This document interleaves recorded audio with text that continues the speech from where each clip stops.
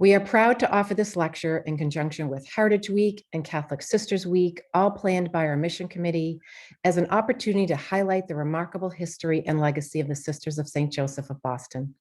My name is Mary Lou Jackson, Vice President of Mission Integration and Chair of the Mission Committee.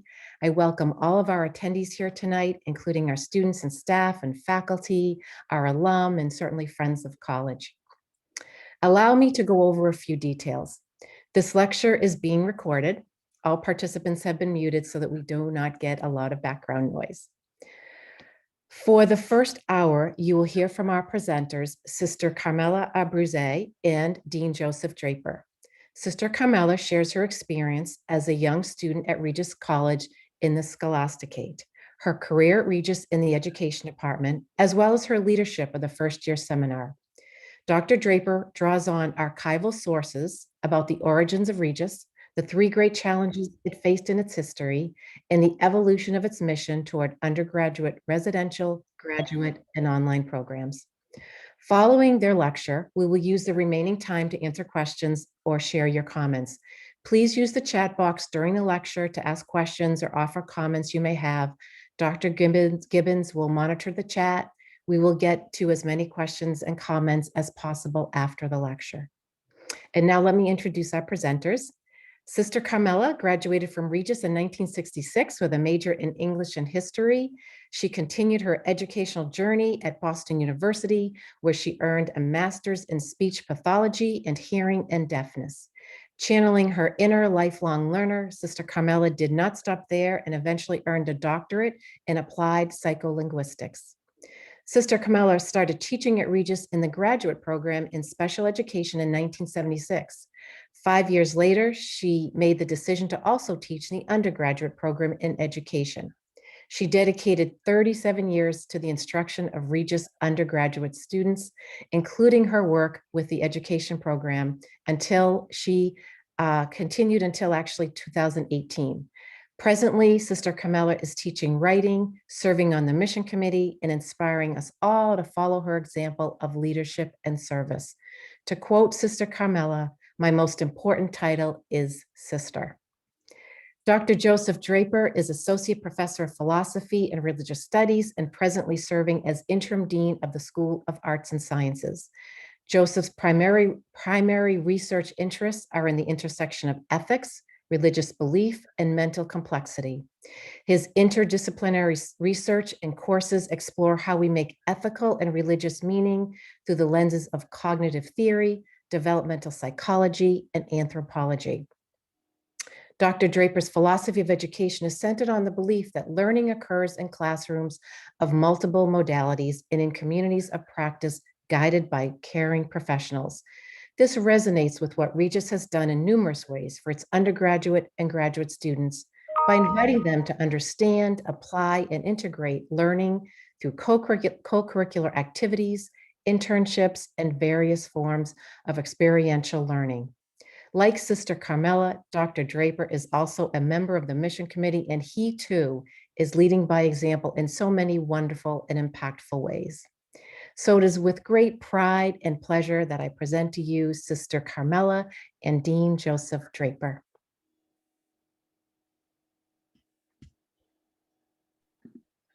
Hello, everybody.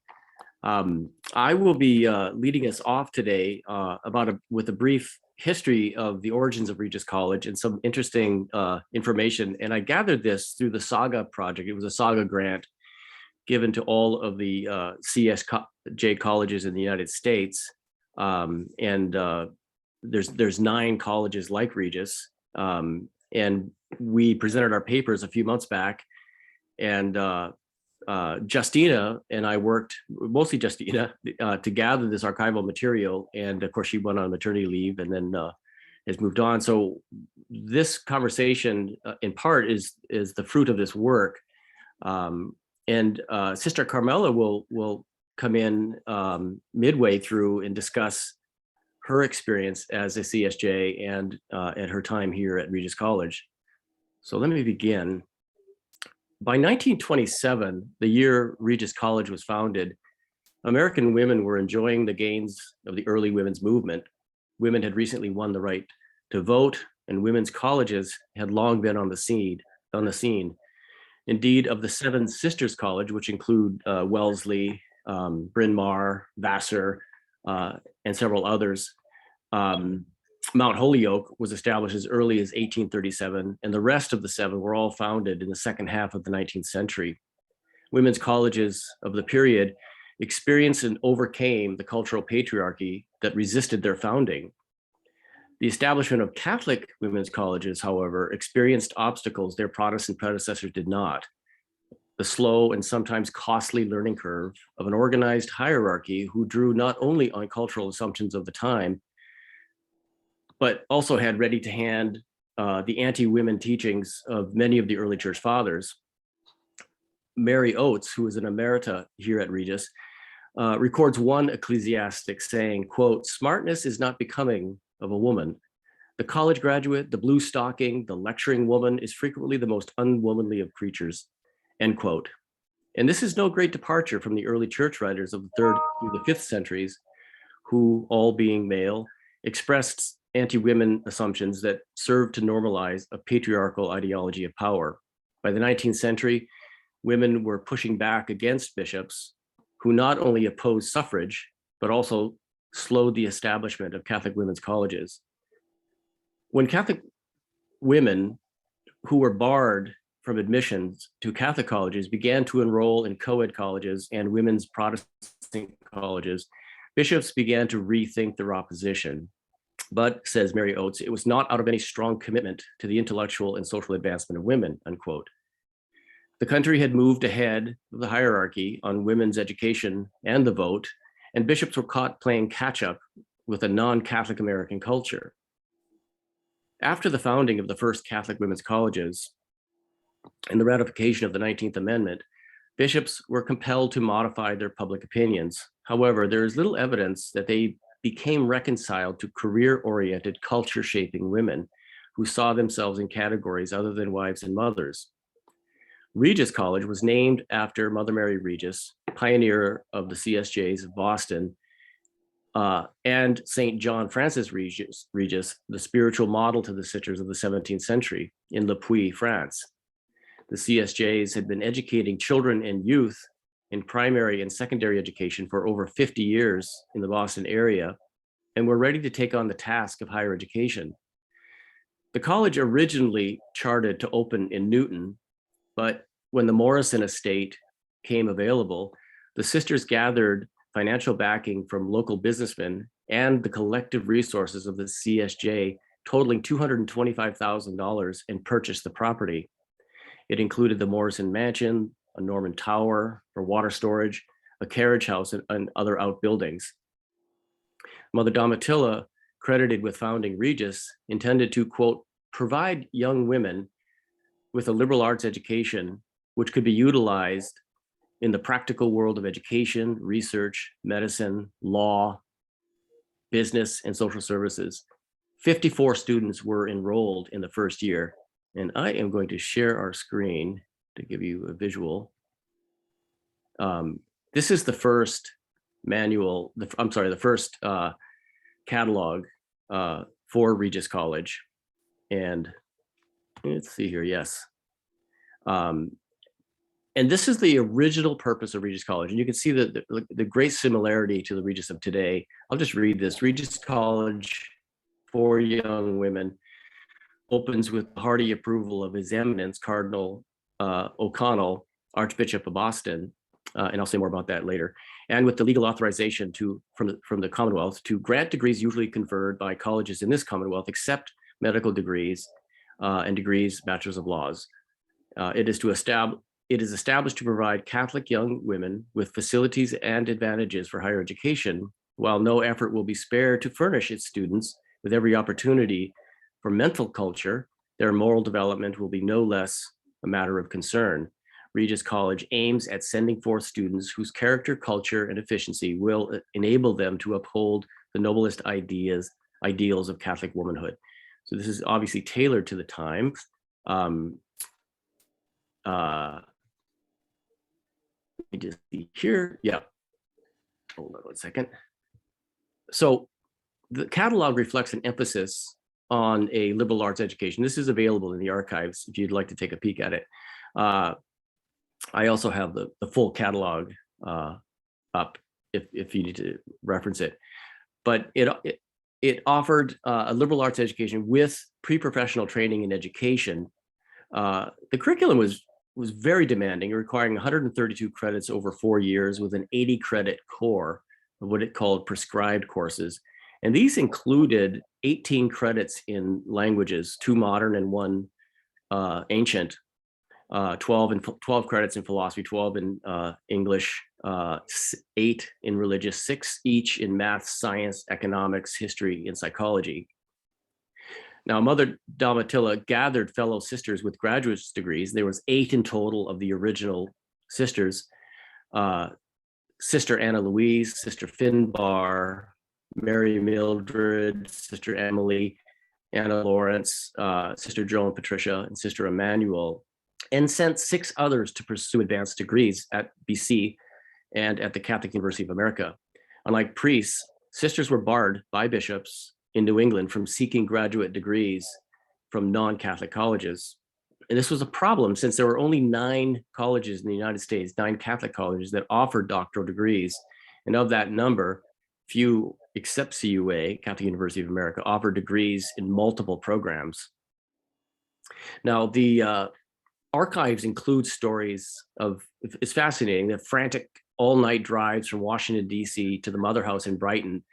In one beautiful reflection by Sister Lucilla Deneen, who received her PhD at Catholic in 1929 in Greek epistolography.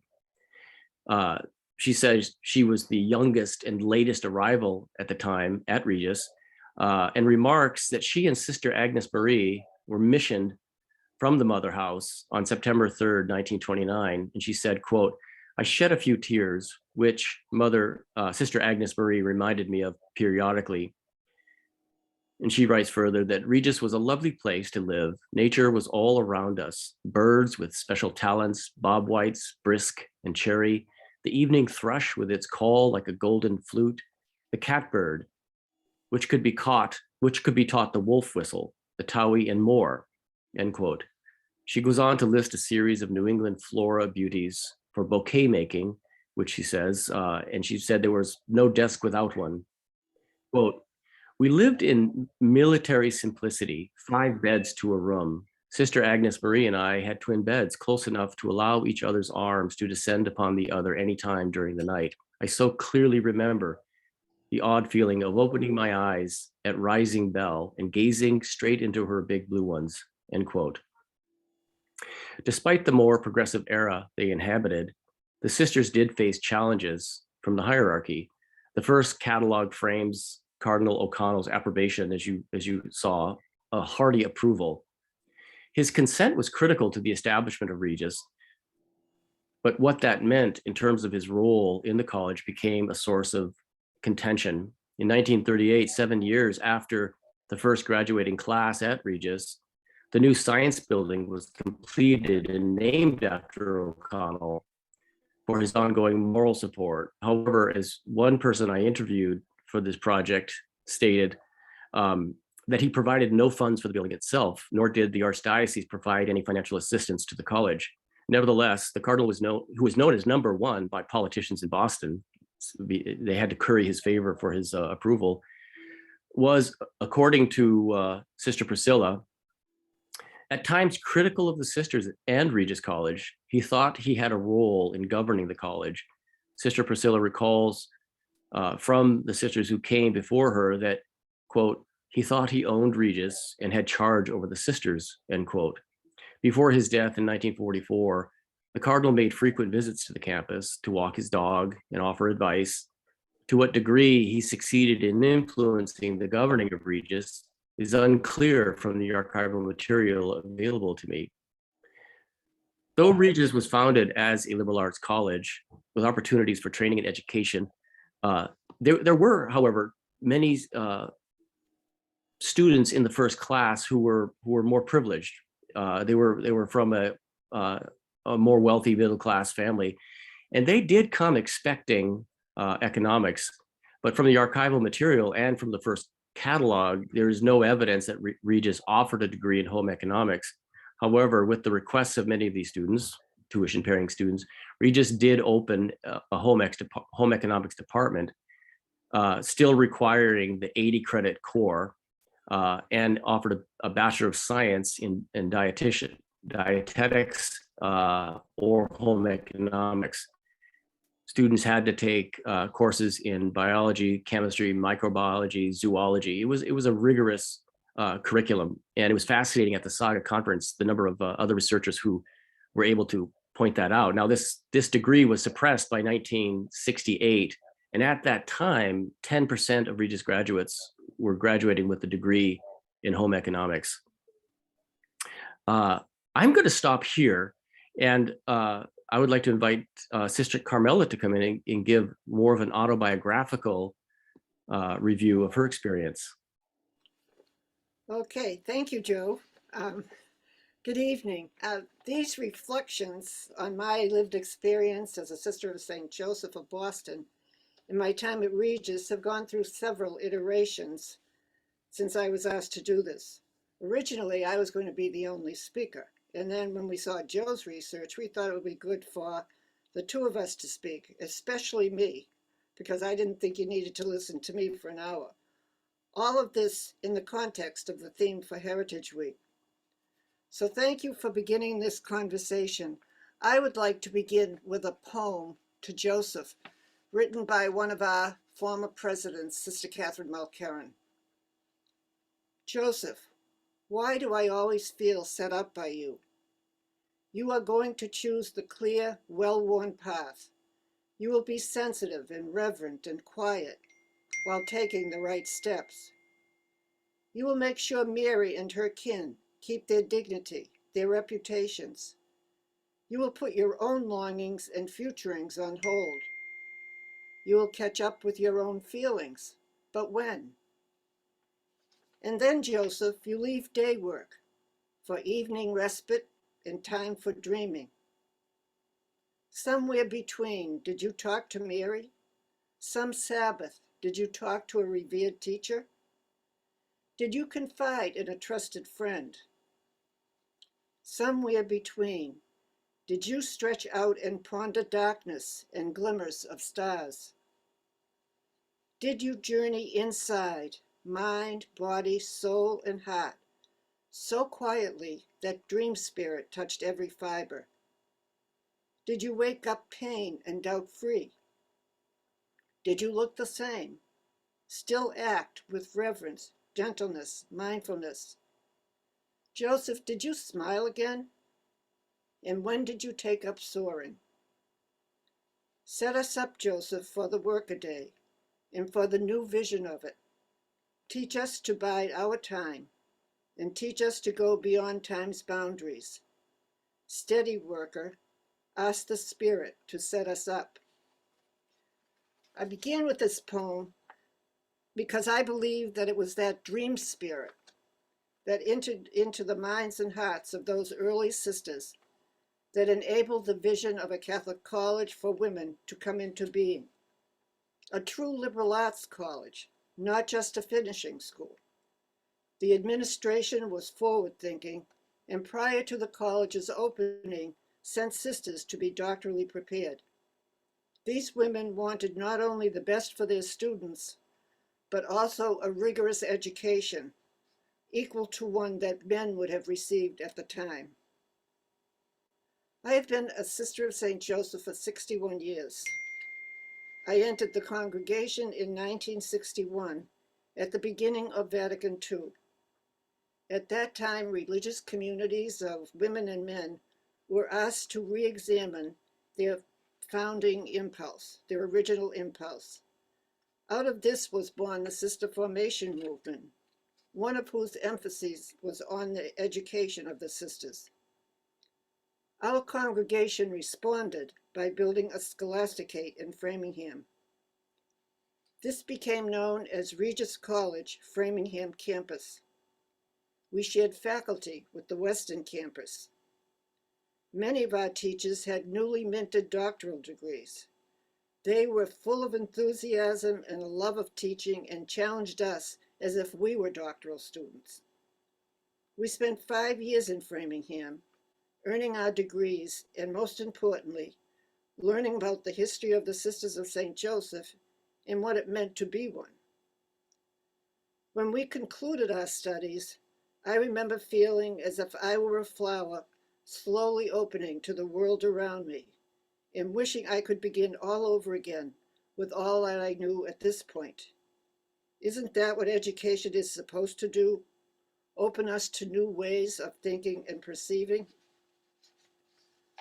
Why do I tell you all this?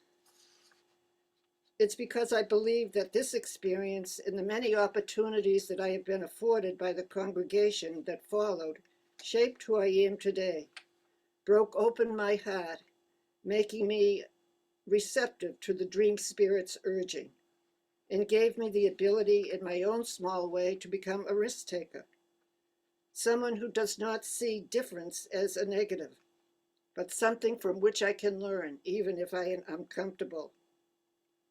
An example that jumped right to mind when I was reflecting on this was in the early 80s when I was teaching in the education department. Dukakis was the governor, and they were changing the regulations for licensure once again. And one of the new regulations that came about at that time was that students had to demonstrate the competency of being able to make classrooms safe for gay and lesbian students. The governor was looking for liaisons from each of the education programs in the state to attend meetings around this issue. At that time, I was teaching a course in diversity, so I volunteered to do it, really not knowing what I was getting myself into. It was the best decision I have ever made. We were exposed to people who were openly gay, who shared their painful journey, and we were given wonderful materials to work with. It was this experience which enabled me a couple of years later to be privileged to accompany two close friends on their journeys of coming out. My involvement in social justice issues is not individual but communal. I lived with two sisters, one of whom who has since died, who went to prison for praying on the White House lawn during the time of the bombing of Cambodia.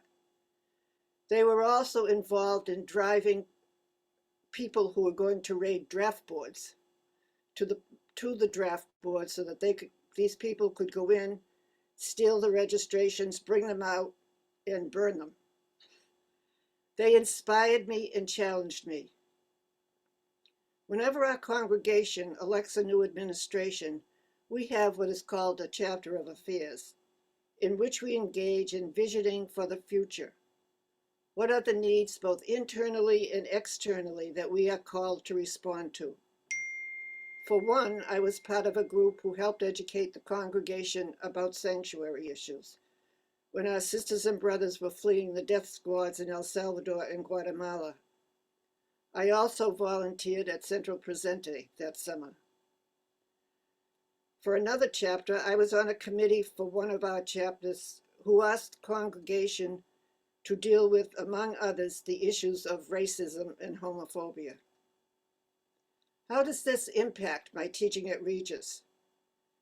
I hope it makes me more open and attentive to my students, to understanding that their lived experience affects how they are in the classroom, while at the same time challenging them to be their best and to always have high expectations for them. Regis has changed a lot in my 45 years here. One of the most difficult changes for me was the decision to become co-ed. This was driven by necessity. We would not exist today if we hadn't taken that step. But it did not mean that we still didn't value women's education. We had read the research and knew it well on how men are privileged in the classroom and are usually chosen on first to speak, how women tend to be silenced, and told ourselves that we had to be aware of this, that we would not do this. But it was really interesting because as much as we were aware of this, after the first few weeks of classes when we had men, and we were talking together, we realized we were doing just that. It was because of just the way the young men pushed themselves forward and the young women moved to the background. So we had to constantly challenge ourselves. Although this was a painful decision, we loved the young men who came. I remember the first year, one young man, when he was introducing himself on the first day of classes, asked me how I liked having men in the class. In that class, there were 6, which was a lot. This was in the education department. And so I just said to him, I was honest. I said, I'm happy you're here. I said, but I can't say I'm happy that we're not all women. I said, because I really believe that there's a place for a women's college, but I'm delighted to have you. This young man is one of my best friends at this point. He came to my office afterwards. He said, I'm the one that asked you that question. I said, oh, why? He said, I was afraid. I said, what you were afraid of? I said, I was afraid you wouldn't like us. I said, no, that wouldn't happen. So anyways, there was a lot of adjustment to it, but it's been good for the college. Most of our changes were not done out of necessity, but rather out of recognizing the needs of the changing times and the demographics of our students' population. What would best serve these students? When I first came to Regis, there was no office for disabilities.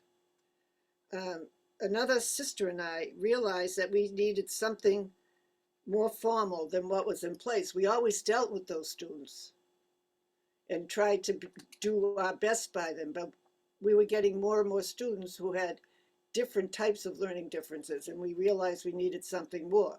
So we put together a proposal, which didn't go too far, but eventually bore fruit. Because I think we were afraid we were going to be called a school for students with learning disabilities, and they were afraid they wouldn't get students. So all these things enter into it. Was not a desire not to serve these students, but how do we attract all students to the college? Because those were the days when the population was beginning to decrease. And Joe will go into more of the reason why we were decreasing. In 1989, as part of an updating of the core curriculum with an emphasis on interdisciplinary teaching, a group of faculty called the Explorers presented a proposal for a 2-semester, 4-credit each course, interdisciplinary first-year seminar. And this was truly interdisciplinary, not multidisciplinary. So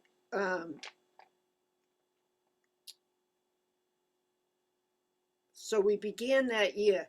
It was only senior faculty were allowed to teach in it at that time. And it was an amazing experience. I ended up as coordinator of them.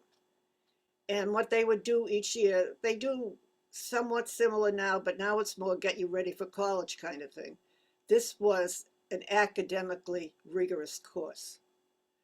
And so they would choose a theme that would engage all of the disciplines of the faculty who were involved. And then when one particular discipline was front and center at one point, that faculty member at our meeting would teach us how to teach his or her discipline. So I remember going into a chemistry lab, and this was the funniest thing I have ever seen in my life. I wish we had taped it because it was priceless. We get in there, and most of these people had not seen a Bunsen burner since they were in high school. And you could tell that they were nervous. And Jane Roman, if any of you remember her, was looking at them, and she's getting louder and louder, trying to explain what to do. And she's putting, trying to get them to turn them on. We were looking at the effects of acid on the statues outside. So finally, one of the sisters, who was since deceased, Sister Margaret William, for whom was in music, she says, Jane, we may be dumb, but we are not deaf. So that broke the tension and everybody was fine thereafter.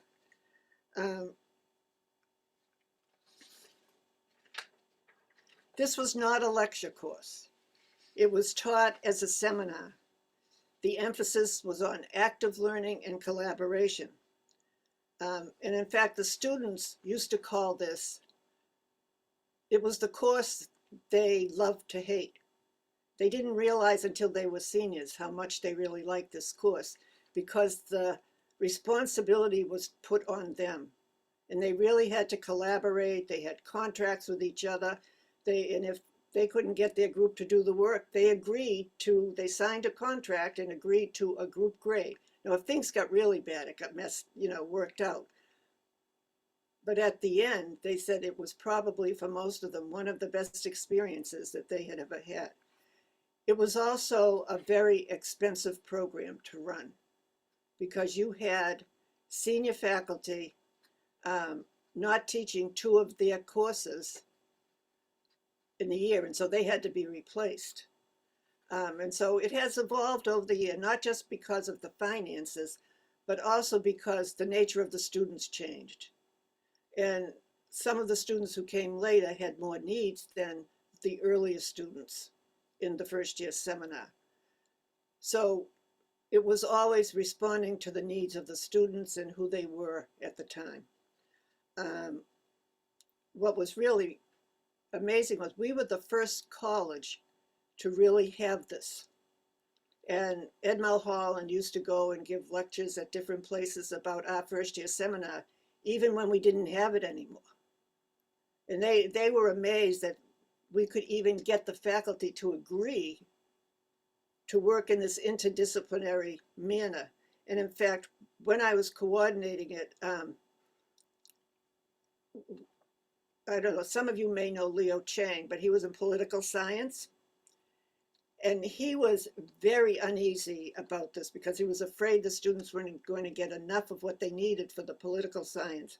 And of course, I had absolutely no power. I was just coordinating this thing. And he would come to me and say, I'm quitting. So I would go to Lee and say, Lee, he said he's quitting. She said, just don't listen to him. He won't quit. So anyways, it worked out. So it evolved over the year. And so we have some little remnant of it now, but it was truly a wonderful experience. It was also probably one of the best faculty development experiences we had. And what happened was the students began to like it so much, they didn't like the lecture courses anymore. They would say, why isn't this person teaching like this? Why isn't this person teaching like that? Because they were responsible for the material. So anyhow, so I've only highlighted a few things because 61 years is a long time. And other times it seems like a minute. And I feel like I've been truly blessed. If you have questions afterwards or you're putting them in the chat, I'd be happy to answer them. And now we're going back to Joseph. Thank you, Sister Carmela. I had the privilege of working with Sister Carmela when I first came on the first year. We just went co-ed and became a first year seminar instructor. And she mercilessly scolded me every time I didn't respond to my emails fast enough, but here we are. So I'm going to wrap up with the 3 major obstacles that Regis College had to overcome. And I want to highlight these in the backdrop of Catholic men's colleges, and as Sister Carmela pointed out, the great struggle that the sisters had to face that just wasn't the case with others. One was the lack of funding or financial help that came from, well, that's just a given. That just didn't happen.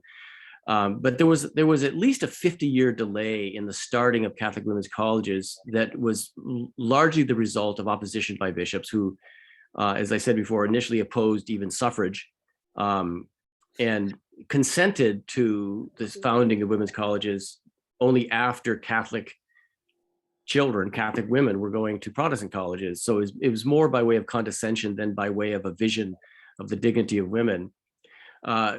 Number two, the other obstacle that Regis College had to face in its founding was the difficulty in getting advanced degrees.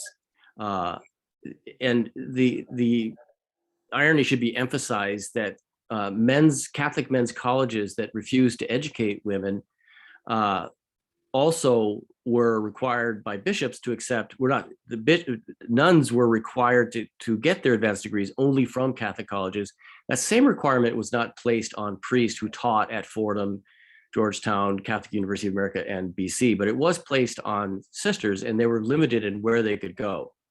So Sisters of St. Joseph were required to go to men's colleges to get degrees to educate the same women these colleges would not educate. And the third thing was when men's colleges in the 70s started to go co-ed, they did so with some collaboration, but in general, from what I can tell in the archdiocese, not significant collaboration with the Catholic women's colleges. And on this latter point, Regis faced its most serious crisis starting in 1970, which was when Boston College went co-ed, in 1972 when Holy Cross went co-ed. And in the 1972 edition of the Holy Cross magazine, they made it very clear that the first women that came to Holy Cross were transfer students. And they likely came from Regis and from Sacred Heart. In 1974, Sacred Heart was merged by Boston College because it had experienced significant enrollment decline. And let me just do this real quick here. I did have a difficulty in getting enrollment and graduation numbers earlier than 1984. I could get them from 1984 to the present, graduation numbers and enrollment numbers.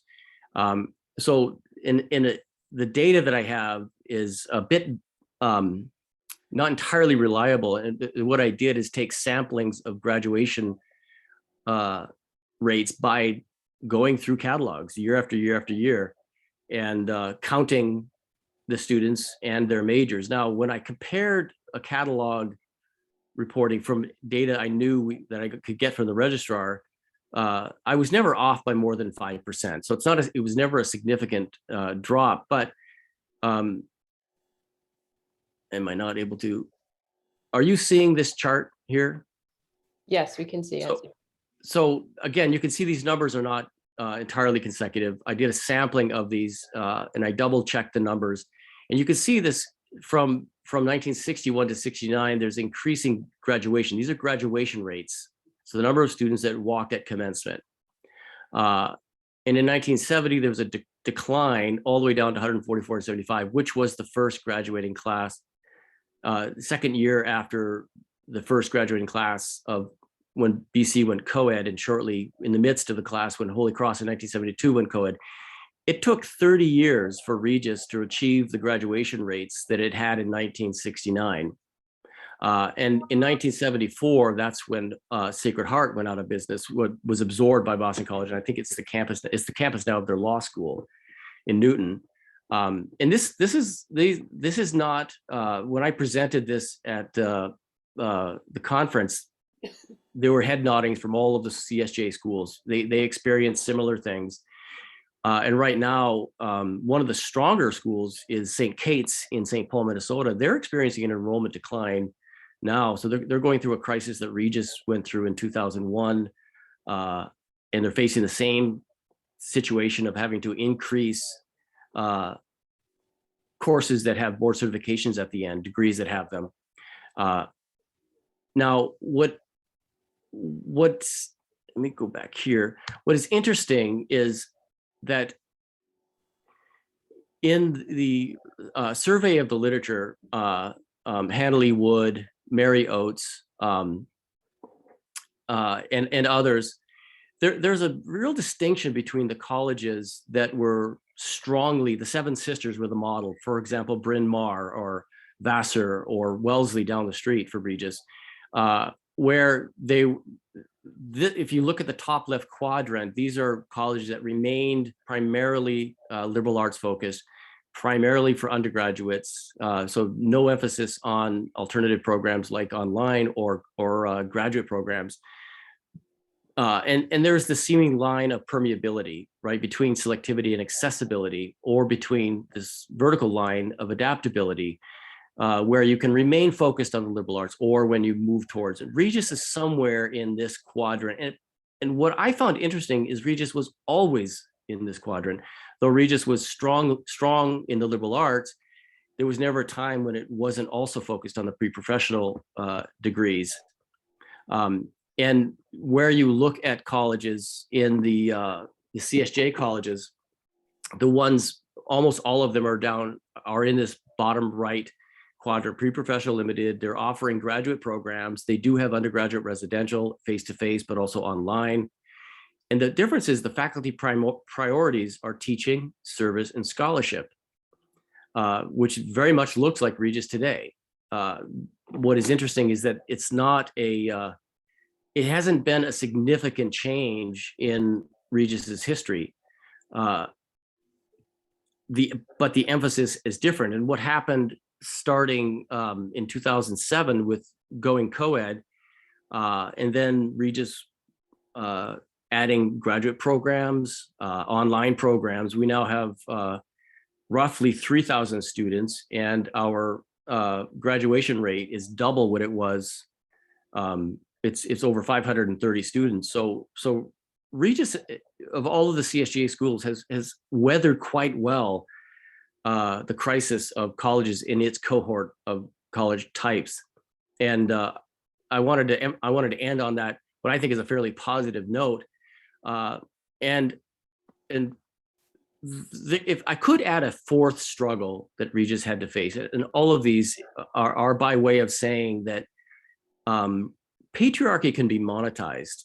And in addition to being delayed in the start, Catholic women's colleges being delayed in their start, being compelled, limited in where they can get their advanced degrees from colleges that also wouldn't admit the students that they were going to educate.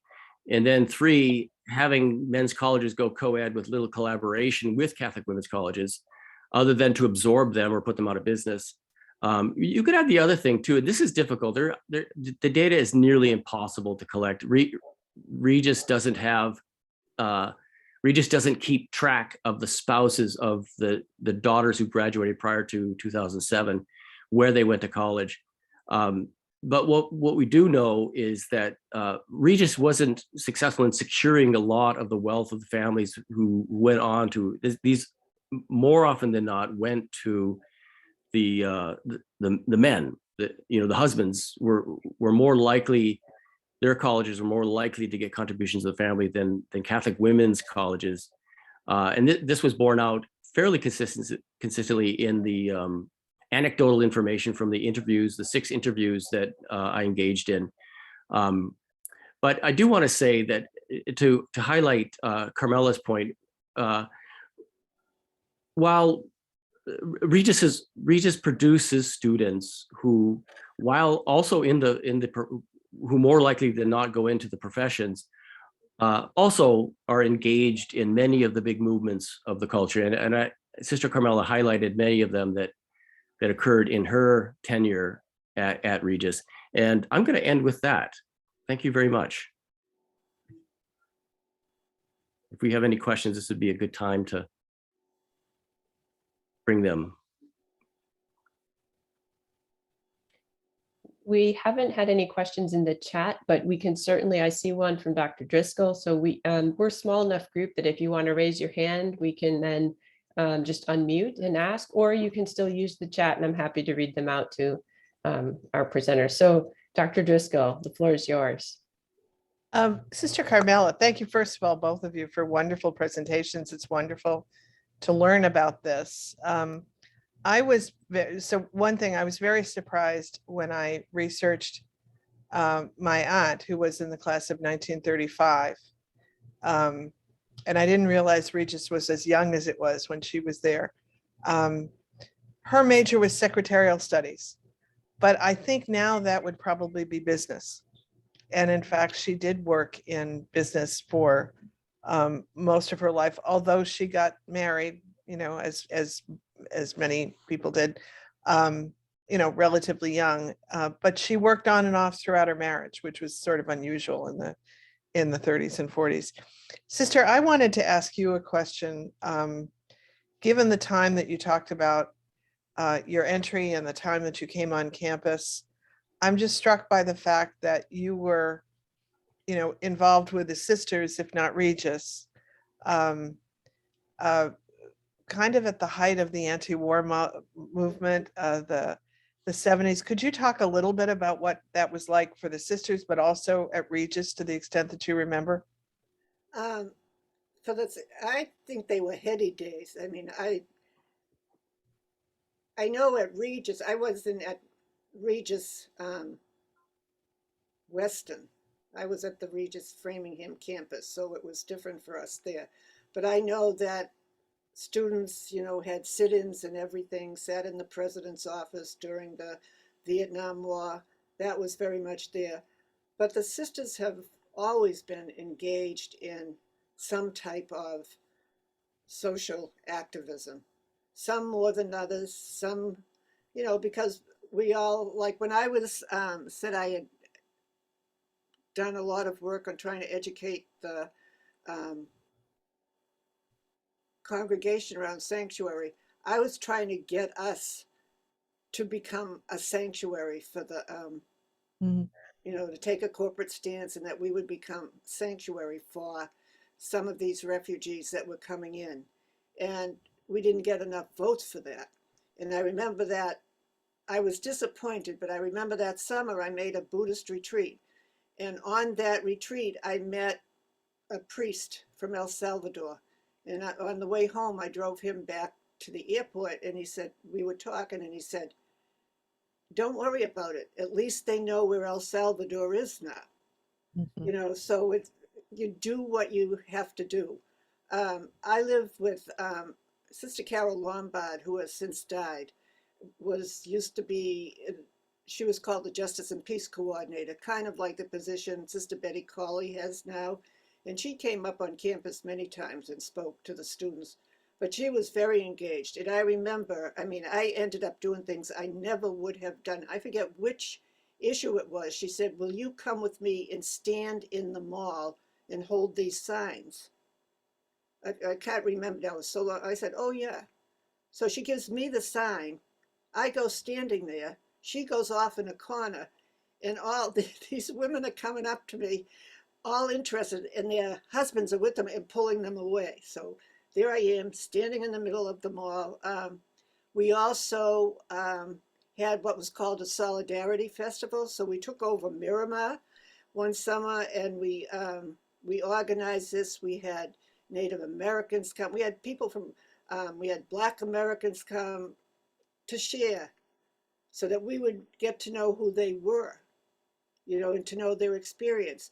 We also at one point brought sisters into the city who had never been in the city so that they, you know, because they were afraid to go to the city, like a lot of people. So it was an exciting time, but it was also a time, like the sisters I live with who went to prison, no one really knew it at home that they were in prison. Her own mother found out because her uncle, who lived in California, heard it on the radio. He had come out to visit and he said to Pat's mother, I see Pat went to prison. And she said, no, she didn't. He said, yes, she did. I heard it on the radio, you know, so, but they were also received very well. Like they obviously had to call home to the, I'm trying to think who was at that point we were still calling them Reverend Mother, but called back to the Reverend Mother at the time. And they were wonderful to them. You know, do you need anything? What can we get, you know? We were all in different places, like everyone in the society was. So it depended upon the opportunities you had. We had a wonderful education. Those of us who came in when I did, we were able to complete our degrees before we were missioned, whereas the other sisters, they were studying, but they left Framingham after 3 years. They made first vows and they continued their education on Saturdays and summers. Yeah. You know, and so when we went out, they were kind of looking at us. And I remember I went first to the School for the Deaf in Randolph, and when we first got there, no one really would engage with us. And I'm going, what is the matter with these people? And finally, one person said to me, we just thought that you people were going to come, because 8 of us went from Framingham to the School for the Deaf, because they didn't have anywhere else to send.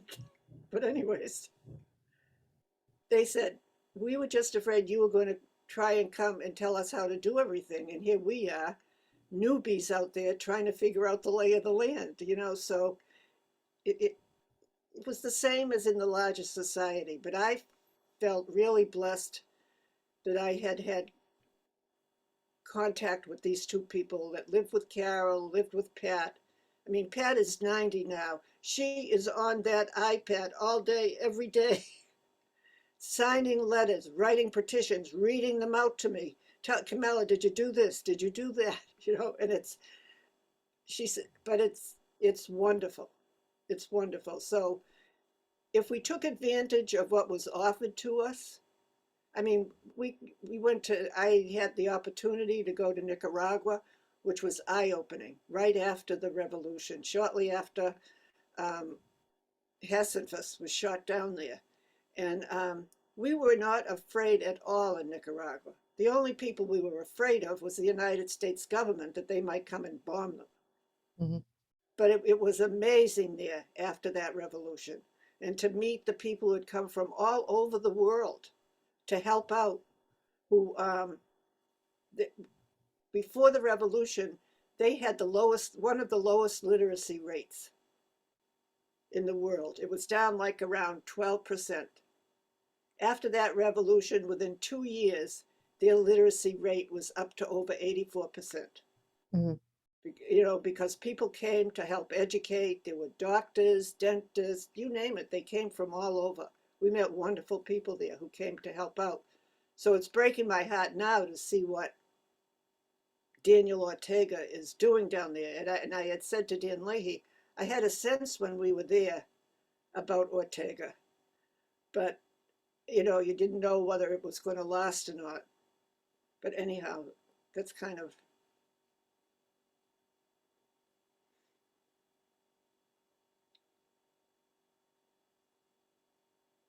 I also went to Guatemala, and I went on a mission trip to Mexico with the brothers from Western Priory, which was wonderful. All of it, you know, going among the poor, going into the, seeing where they lived, but then seeing how they cooperated, how they were forming in small groups, reflecting on the, you know, it was the whole rise of liberation theology, reflecting on the gospel, and then moving on from there. You know, so that was wonderful.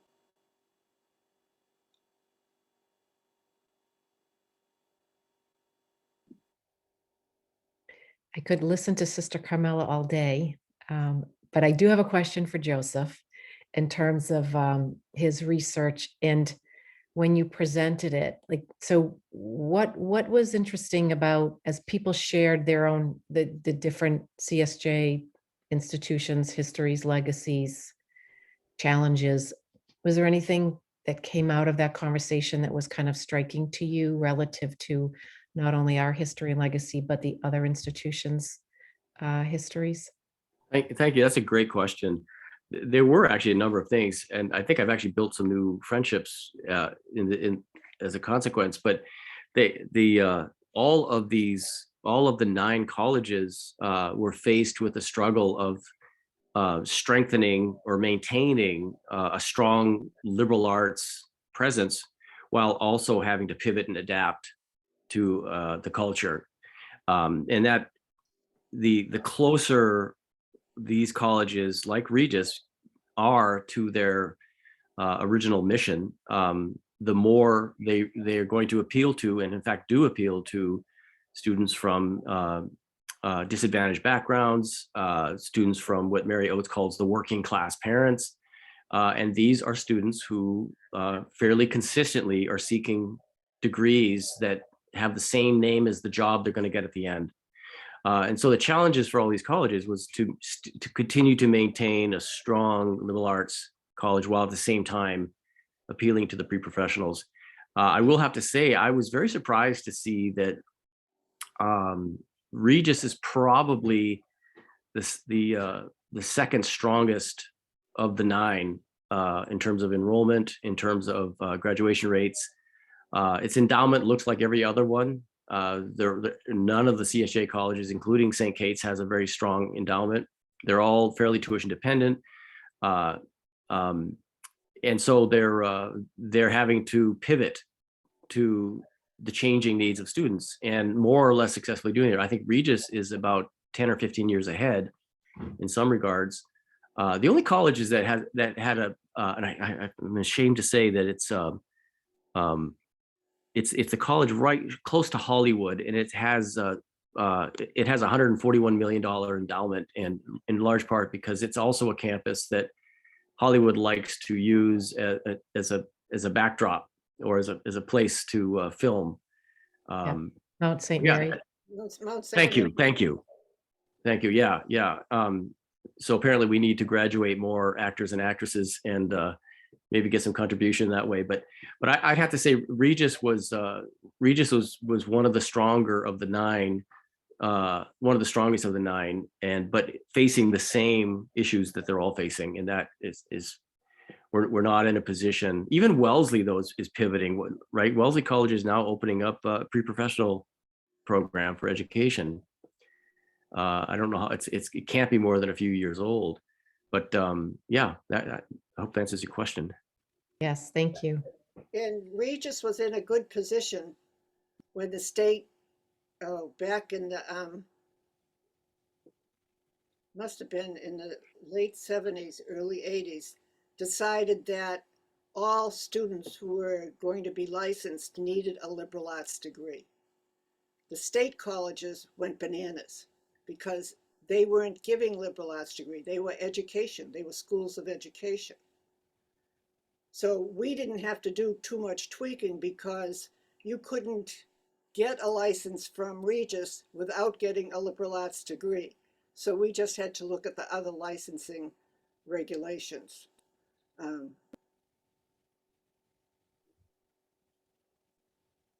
Dr. Fitz, I see you over there. Thank you.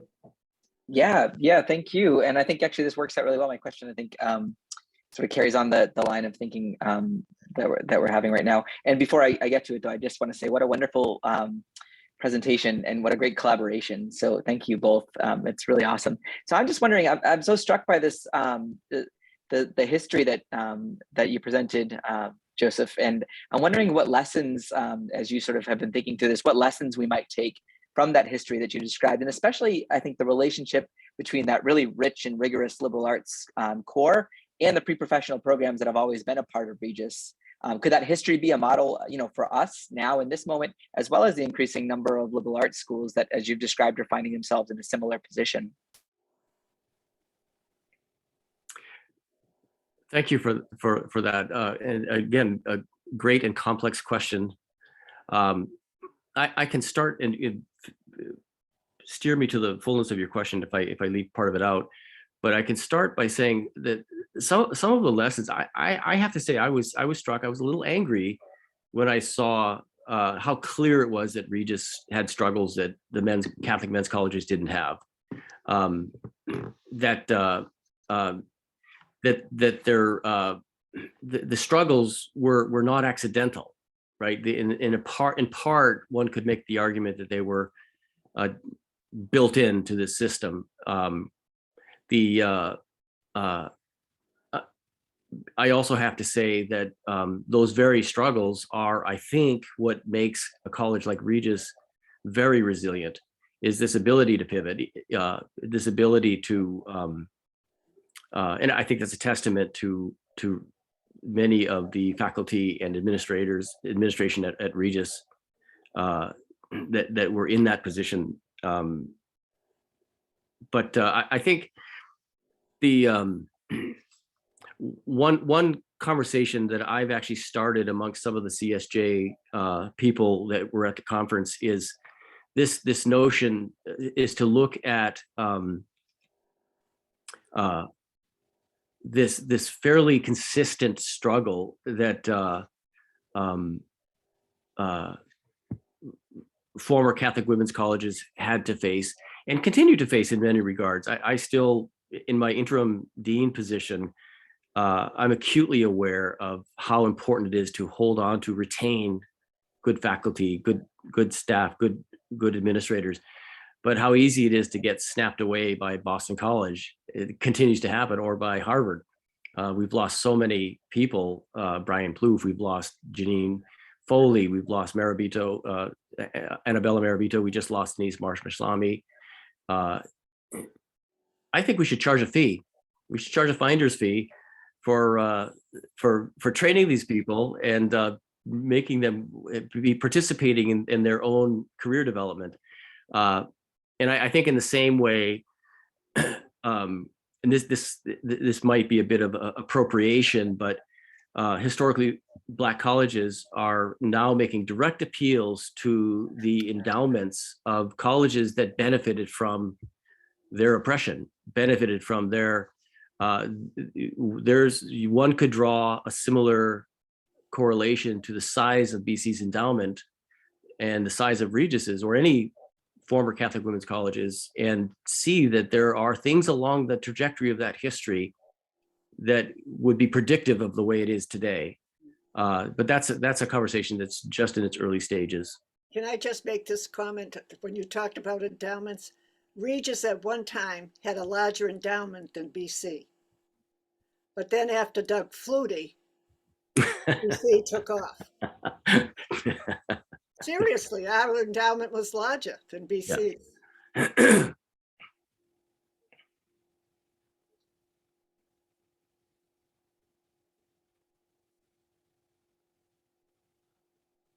So I have a question. Can you hear me? I Yeah. can hear you. Yes, go Okay, ahead, like- go for it. Radio silence out there in Zoom land. Well, you So went I from the wanted bottom to say again, Sister Carmela. You went from the bottom to the top. I was trying to see where you were. Okay, so I just wanted to hear from. Thank you both for your talk and the history. I'm not a history person, but I can appreciate it. So what I would like to know is, given everything that you have experienced and all your time that you've been here, Sister Carmela, what would you say if you had to put your finger on one thing that you want to make sure that stays with Regis for the years to come? What would that one thing be for you? It's care for the students. I love how fast you were with your answer. That Yeah. lets me know that undoubtedly that is your number one priority. That's essential. How do we care for these students? Thank you. Because they're not clients. I hate when we talk about them as clients. It makes it like a business deal. I mean, I understand the money angle, but as a classroom teacher, you have to meet them as human beings, and you have to learn from them. I mean, I like Paulo Freire's teaching model too. So, I mean, you have to learn from them. And you have to really care for them. So you have to be willing to work with the poorest of the poor, both intellectually and financially. Some people like just working with the intellectually brilliant students. You know, when we first started working with students who had learning disabilities and tried to, you know, give help for faculty in other departments to say, these are some strategies you can use with these students. They were good students, it's just they learned differently. And they always believed that these students were, some of them, and they were good teachers, but they just didn't get it. They believed that these students were taking advantage of us. You know, when you were trying to do something a little bit different to make it easier for the student to learn. So that move towards educating the whole person, which we have always stressed, but the whole person, whoever that person is, that to me is essential. So I hope that's what we're always known for, that we really care about our students. Thank you so much, Sister Carmela.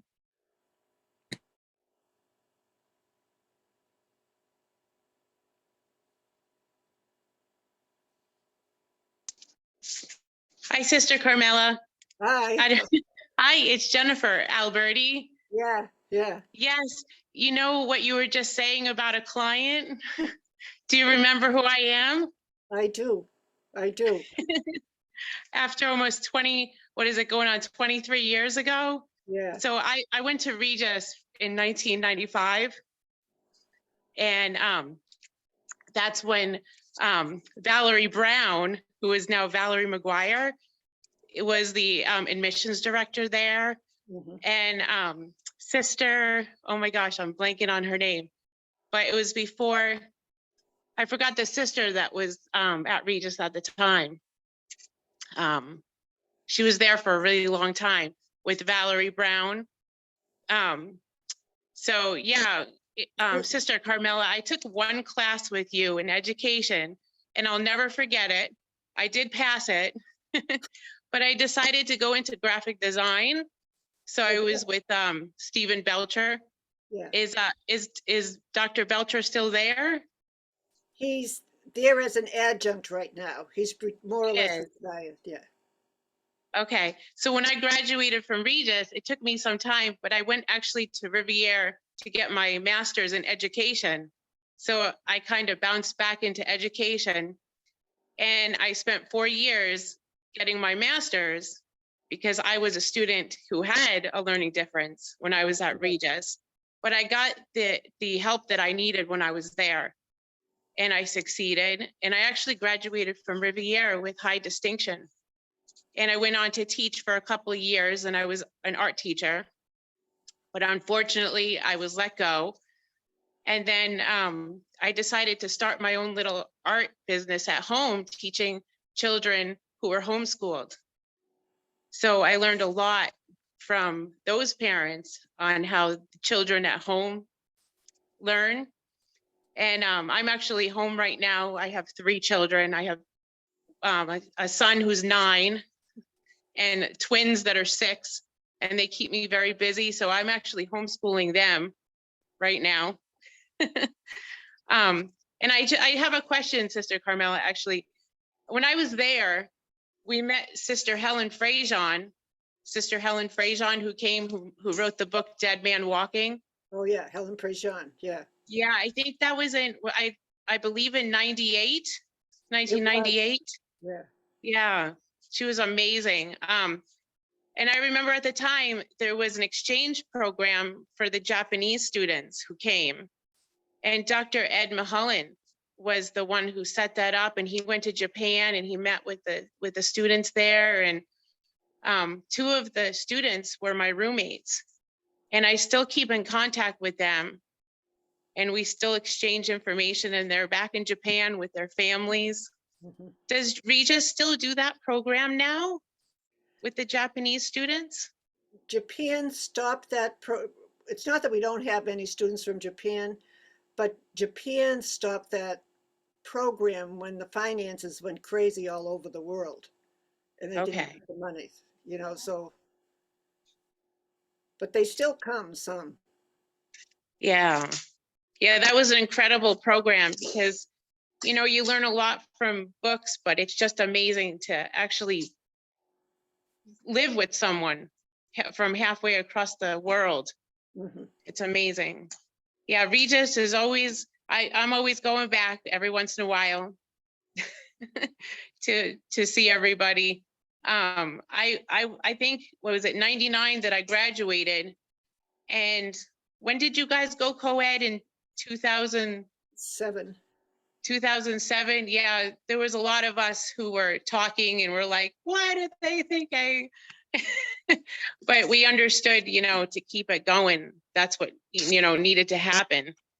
So, but in my perspective, going there was very unique time it was very unique that you could go to classes and yeah, you weren't afraid to speak out, you know, to voice your opinion on anything. And I mean, we used to go in our pajamas. I lived up in College Hall. So basically they always said you can roll out of bed and just go to your class downstairs. It was, you know, in your pajamas. So I don't know if the students still do that today. I hope so. Sometimes it's hard to distinguish between what are pajamas and what are clothes, regular clothes. But anyhow. Yeah, yeah, yeah. So this is a great speech, and you know, thank you for the history again. I did a lot of tours of the campus when I was there. I worked in the admissions office over the summer. I actually lived at Regis 3 summers, so I lived and breathed Regis. And I did, you know, as I said, I did a lot of the tours, and a part of the tours was a little bit of the history. So, and I actually met Sister Louisella Walters when I was there. She was the art teacher to my high school art teacher. So there's a lot of history that goes back there. And I remember her taking me to see some of her artwork that was hanging in the foyer there. Mm-hmm. And she was telling me about her painting with the cherubs. And she said that those were all her nieces and nephews. So it's great to see you. Good to see you. Thank you. Thanks for joining us, Jennifer. Appreciate your being with us. It's great. Thank you. You're welcome. Thank you.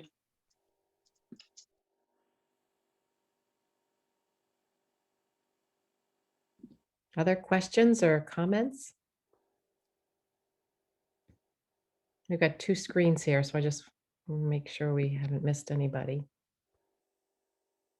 Any closing comments, Joseph or Sister Carmela? I'm just happy I did this with Joe. I'm happy I did this with you, sister. Okay, so well, as we come to a close then, I want to thank profusely Sister Carmela and Dean Draper for their wonderful collaboration in presenting this lecture tonight, a real model of collaboration, which is really wonderful.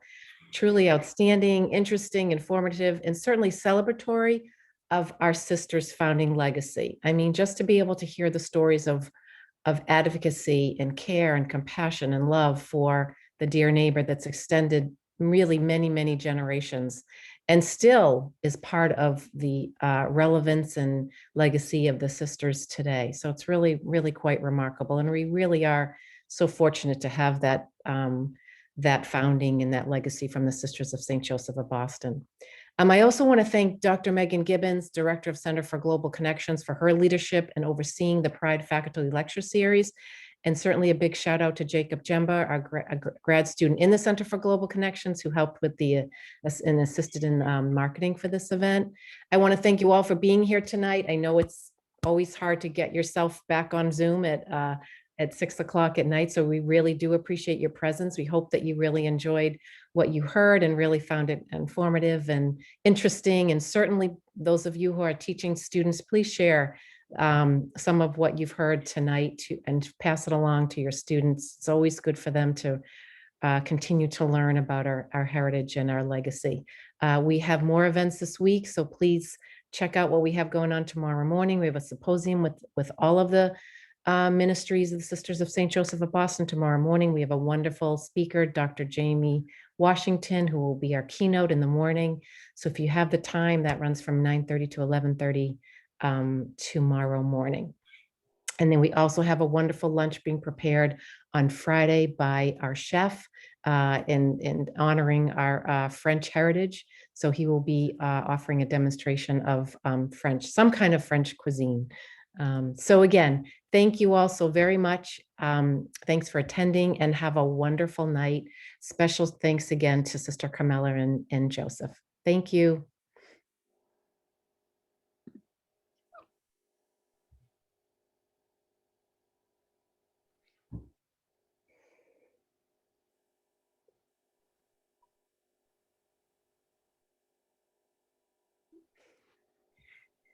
Bye, team. Okay.